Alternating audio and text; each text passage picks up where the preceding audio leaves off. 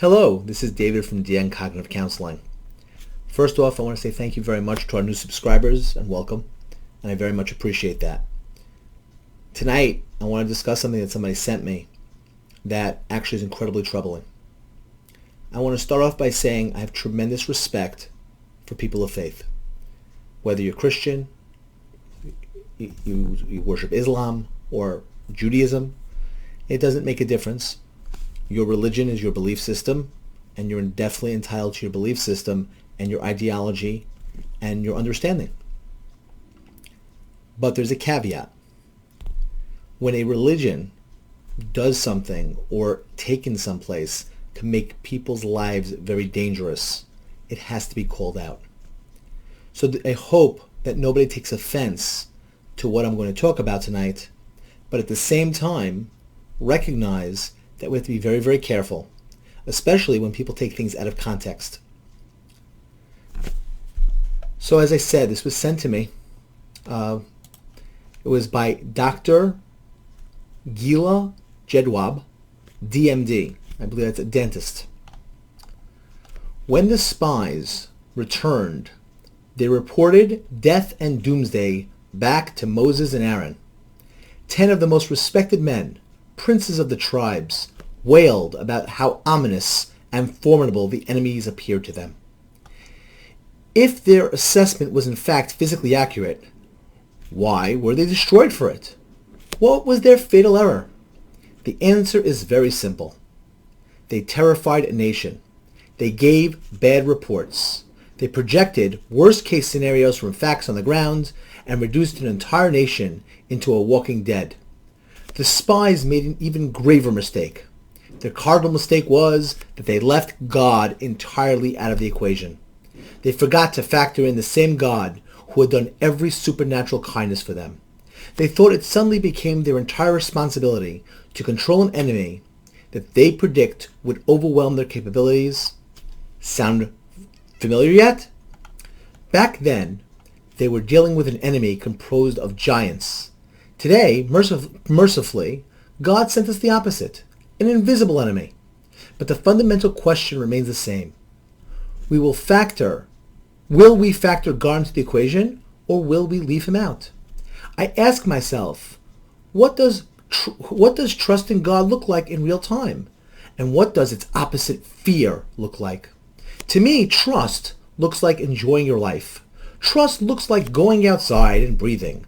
Trust looks like standing close to other people without wondering about their antibody status. Trust looks like the return of divinely guided common sense. Trust does not look down on an entire world walking around in masks and say, "Good job."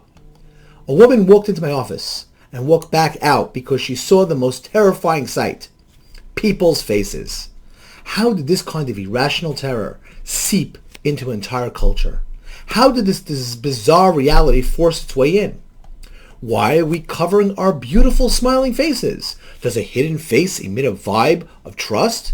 How did face covering become the latest version of trust in God, even spiritual leaders falling prey to its false logic? Breath is our first intimacy with God. It is our primordial connection to God. God breathed his own breath into the nose of Adam to bring him to life. Breath remains our most elemental interface with God. Why would we choose to diminish that, even for a second? Breath is the source of good health and of life itself. The answer is simple: bad reports. Reports that leave God out of the equation.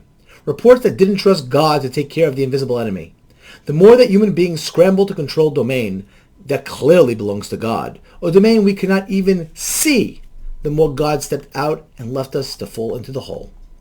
Back in the Bible, with the spies, the saddest part of the story is when they realized their grave mistake. It hit them like a ton of bricks. The unfortunate people who forgot to trust God stayed up all night wailing, but it was too late. There was no coming back. When the spies realized that they wouldn't be given a second chance by God, they tried to grab one for themselves. The tactic did not work out too well for them. When it comes to fear of giants, a terrified reaction is fathomable. The physical victory promised to them would have to emerge from the brave physical action of war, assisted by God. The victor over giants would obviously require action alongside trust. However, with this virus, when it comes down to battling an unseen enemy, wouldn't the more intuitive approach be to let God handle this war without our help? We couldn't even see the enemy this time. Wouldn't it have been smarter to step inside and say, God, this battle's all for you. We can't even see what we're fighting. Let's step back and let you handle it.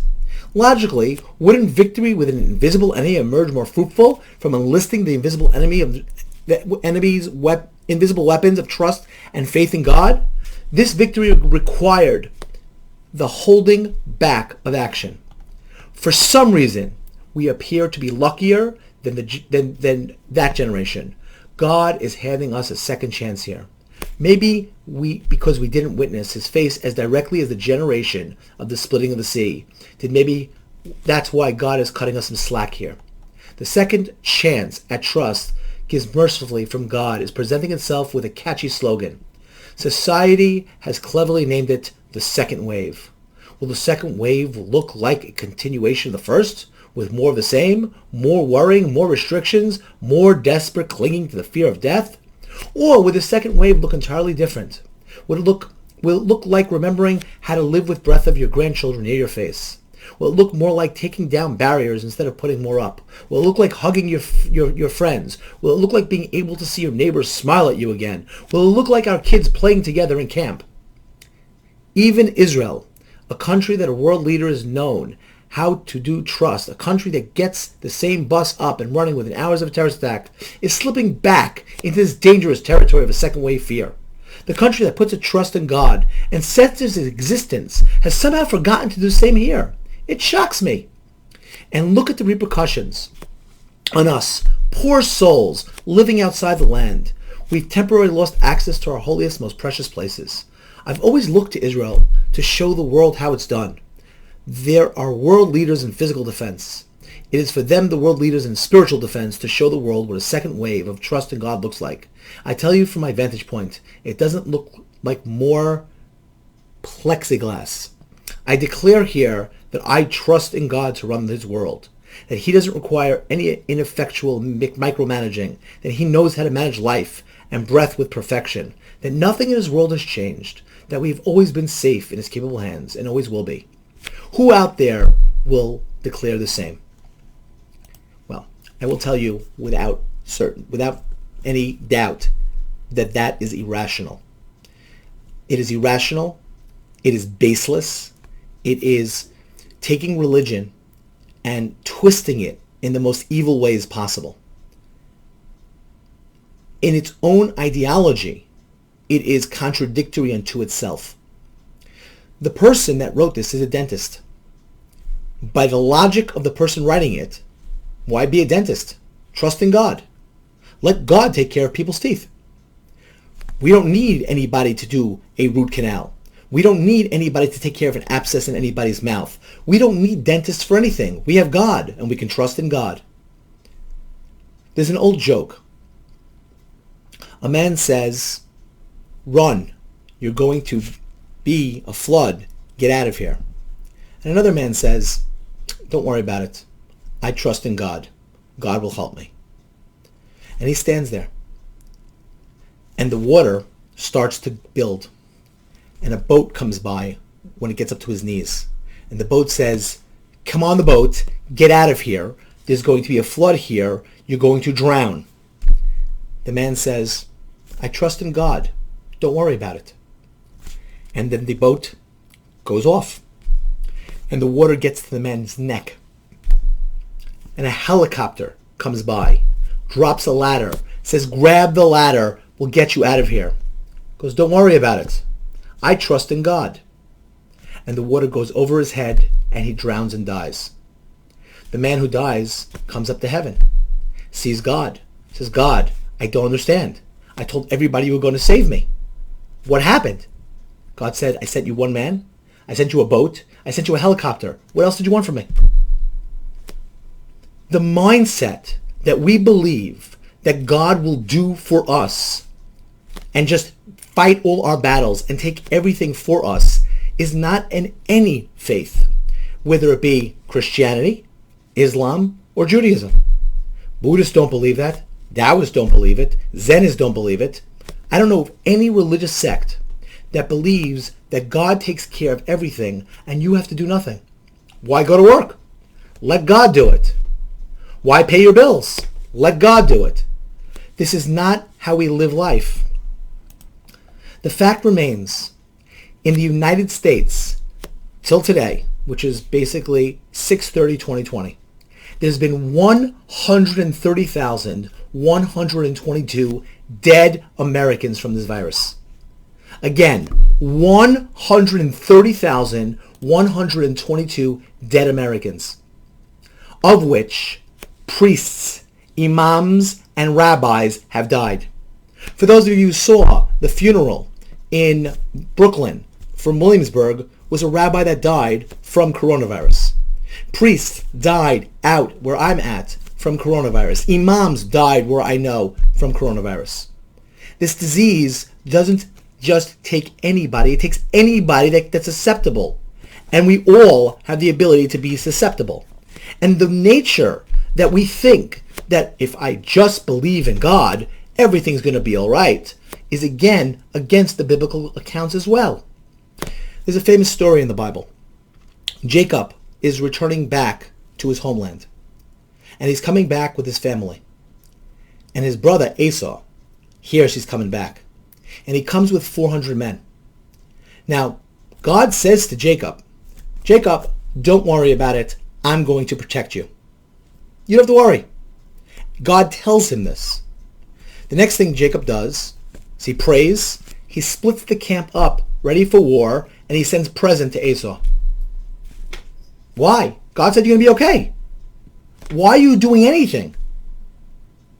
And the answer is that despite what God told him, he still had to do what he had to do to be protective of himself. The people that she talks about in the land of Israel fought 3 wars, 48, 67, and 73.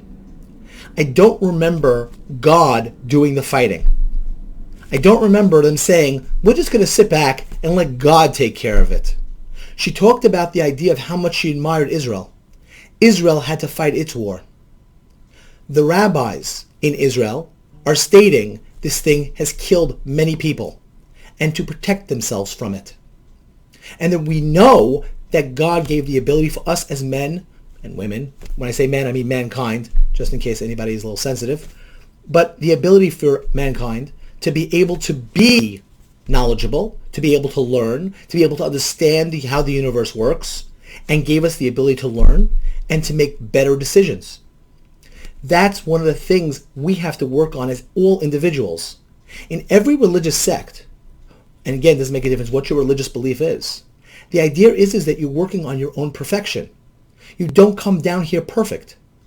And this idea that God does everything for you is again not rational. And to tell people, just give smiley faces. This is what Nancy Pelosi did when she went down and was rightfully criticized by the media for not taking the virus seriously. She went, come out, and de Blasio, come to Chinatown. In Italy, they made hug the Chinese Day in order to show their contempt for when Trump shut down the flights from China to the United States. And Italy was decimated by that decision. Absolutely decimated. That was a choice they made. We make choices. I will disclose, I lost a very close friend of mine to this virus.